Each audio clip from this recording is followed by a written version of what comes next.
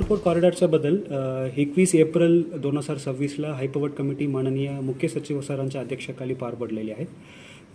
तेव्हा आम्ही जवळपास 2.5 तास पूर्णपणे कॉरिडॉरच्याबद्दल माहिती दिलं आणि कॉरिडॉर कशा पद्धतीनं करायचे, काय करायचे आणि कशामुळे महत्त्वाचं म्हणजे सध्या अडीअडचणी काय आहेत, आपल्याला कशा पद्धतीनं दूर करायचे पूर्ण सविस्तर माहिती दिलेली आहेत. हायपवर्ट कमिटीने काही डिझाईन चेंजेस करायला सांगितलेले आहे, तो आम्ही आता सध्या तयार करत आहोत.